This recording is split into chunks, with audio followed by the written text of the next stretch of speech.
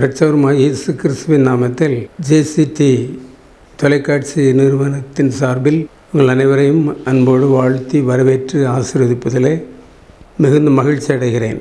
உங்களோடு பேசுவது தேவன் கொடுத்த ஒரு பெரிய பாக்கியம். உங்களோடு பேச போகிற தலைப்பு பாக்கியவான் என்ற தலைப்பில் உங்களுடைய வார்த்தையை சொல்ல போகிறேன்.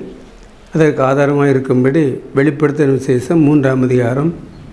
இந்த தீர்க்க தரிசன வசனங்களை வாசிக்கிறவனும் கேட்கிறவனும் இது எழுதியிருக்கிற கைக்கொள்கிறவனும் பாக்கியவான்கள் என்று எழுதப்பட்டிருக்கிறது. ஆண்டவரை இயேசு நம்மை ஆசீர்வதிப்பது அவனுடைய சித்தம். இதை சொல்கிறார் பாருங்கள், விதை தேவனுடைய வசனம். லூக்கா 8:11 விதை தேவனுடைய வசனம். மார்க் 4:14 விதைக்கிறவன் வசனத்தை விதைக்கிறான்னு தான் போட்டிருக்குதாங்க. யோவான் 17:17 நம்முடைய வசனமே சத்தியம் என்று எழுதப்பட்டிருக்கிறது. 2 சாமுவேல் 23:12 கர்த்தருடைய ஆவியானவர் என்னை கொண்டு பேசினார், அவருடைய வசனம் என் நாவில் இருந்தது. உபாகம் 32:2 என் வசனம் என் உபதேசம் பொழியும், பனித்துளிகள் புல்லின் மேல் இறங்குறது போல என் வசனம் இறங்கும். கர்த்தருடைய வார்த்தையை கேட்பாருங்கள், வசனம் இறங்கும், பனித்துளி இறங்குற மாதிரி இறங்கும். ஒரு உண்மை சம்பவத்தை உங்களுக்கு சொல்ல விரும்புகிறேன். சில நாட்களுக்கு முன்பு ஒரு ஊழியக்காரர் பேசிக்கொண்டிருந்தார். அவர் தூரத்திலே பேசிக்கொண்டிருக்கிறார். அதை மொட்டை மாடியில் படுத்து கொண்ட ஒரு ஹிந்து மனுஷன், ஒரு பெரும் குடியாரன் மேலே போய் படுத்திருக்கிறான். ஹோட்டலில் வேலை செய்கிறவன் மாடியில் போய் படுத்திருக்கிறார்.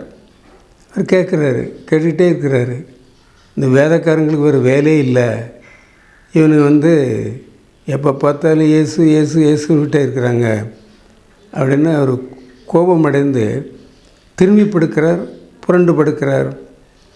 அப்படி அந்த சத்தம் அவருடைய காதுக்குள்ளே திணிக்கிறது. சரி, என்ன தான் பேசுகிறாருன்னு பார்ப்போமே அப்படின்னு சொல்லிட்டு அதை கேட்குறாரு. வசனத்தை கேட்க கேட்க கேட்க போதை தெளிஞ்சிச்சு. நல்ல போதையில் படுத்திருந்த மனுஷன் போதை தெளிஞ்சிச்சு.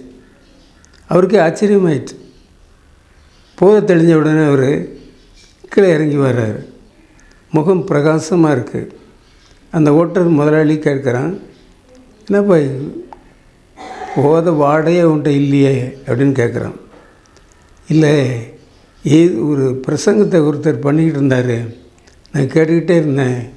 கேட்க கேட்க என் சரீரத்தில் ஒரு பெரிய அற்புதம் நடந்துட்டு போதை தெளிஞ்சிட்டு இப்போ குடிக்கணுங்கிற எண்ணமே வரல. அப்போ அவர் அங்கேருந்து சொல்கிறார், அவர் எங்கேயோ தூரத்தில் பேசுகிறாரு, இவர் மொட்டை மாடியில் படுத்திருக்கிறார். அவர் ஆல்ட்ரு கால் மாதிரி கொடுக்குறாரு. அதாவது இந்த வசனத்தை கேட்குறவங்களெல்லாம் அங்கங்கே முழங்கால் போடுங்க அப்படின்றார். தன்னை அறியாமலே இவர் முழங்கால் போட்டார். முழங்கால் போட்டு ஜெபம் பண்ணுறார். ஜெபம் பண்ண தெரியல, இயேசு இயேசுன்னு சொல்லிகிட்டே இருக்கிறார்.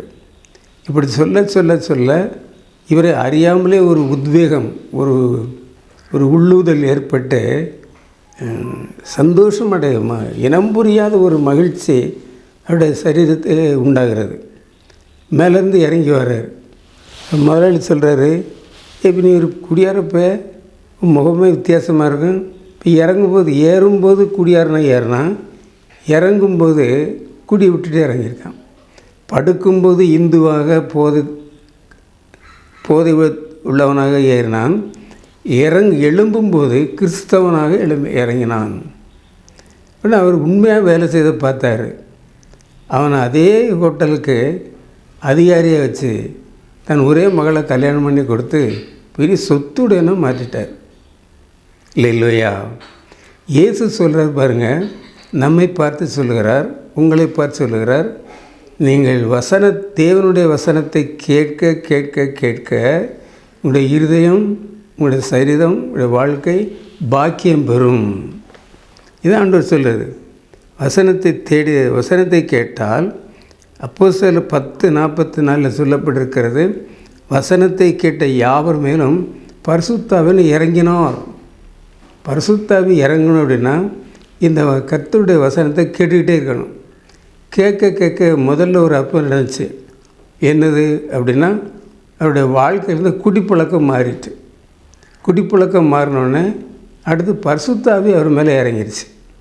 பரிசுத்தாவி இறங்கினோடனே அவர் உண்மை உள்ளாக மாறிட்டார்.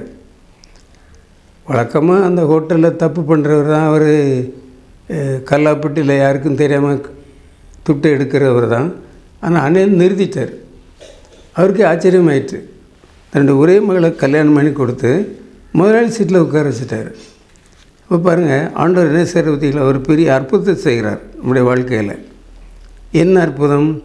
வசனத்தை கேட்ட அத்தனை பேர் மேலும் பரிசுத்தாவினை இறங்கினார். உங்களுடைய வாழ்க்கையில் ஏதோ துன்பங்கள், துயரங்கள், போதை பிரச்சனைகள், குடும்ப வாழ்க்கையில் சண்டைகள், சச்சரவுகள் இருக்கிறதா? அப்படியானால் இந்த வசனத்தை கேளுங்க. கேட்க கேட்க கேட்க இந்த வசனம் இருதயத்தில் கிரியை செய்து தீய சக்திகளை அழித்து தேவ வல்லமை உங்களுடைய சரீரத்தில் இறங்கும்.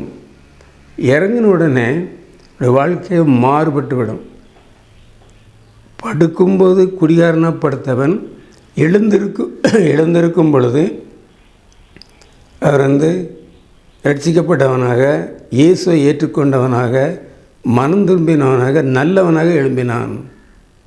இதான் ஆண்டவர் உங்களுக்கு சொல்கிறது. உங்களுடைய வாழ்க்கையில் ஏதாவது பிரச்சனை இருக்குதா? வாழ்க்கையில் போராட்டம் இருக்குதா? புத்திரம் இருக்குதா? நீங்கள் செய்ய வேண்டியது ஒன்றுமே இல்லை. இந்த வசனத்தை கேட்டுக்கிட்டே இருந்தால் போதும். எத்தனையோ நிகழ்ச்சிகள் இருக்கிறது. அந்த நிகழ்ச்சியில் அத்தனையிலும் கர்த்தருடைய வார்த்தையை கேளுங்கள். கேட்க கேட்க ஆசீர்வாதம் பெறுவீர்கள். ஒரு வசனம் சொல்லி உனக்கு முடிக்கிறோம் பாருங்கள். அதாவது விசுவாசிக்கிறவன் அப்போஸ்தலர் நடவடிக்கைகளிலே, அதாவது விசுவாசித்தால் இருதயத்தை சுத்தமாக்கினார். இருதயத்தை சுத்தமாக்கிறார். இப்போ கெட்ட எண்ணமோ, குடிப்பழக்கமோ, புகைப்பழக்கமோ எதுவுமே இல்லை. தேவனாகிய கர்த்தர் சொல்கிறது, இன்றைக்கு இயேசு உங்களை பார்த்து அழைக்கிறார். நீங்கள் வாருங்கள், வந்து ஆசீர்வாதம் பெறுங்கள், என்னுடைய வசனத்தை கேளுங்கள். கேட்க கேட்க கேட்க உங்கள் உள்ளத்தில் இருக்கிற அசுத்தங்களெல்லாம் அப்படியே தன்னாலே வெளியே போயிடும். எப்படி காற்று உள்ளே வந்து லைட்டு உள்ளே வந்து இருட்டு போயிடுற மாதிரி வாழ்க்கையுடைய இருள் மாறி போய்விடும். இது யார் செய்கிற வேலை? இயேசு செய்கிற வேலை. அதை இன்றைக்கு உங்களுக்கு உங்கள் குடும்பத்தில் செய்வார். அற்புதம் நடக்கும், ஆசீர்வாதம் உண்டாகும். கர்த்தர் தாமே உங்களை ஆசீர்வதிப்பாராக. ஆமென்.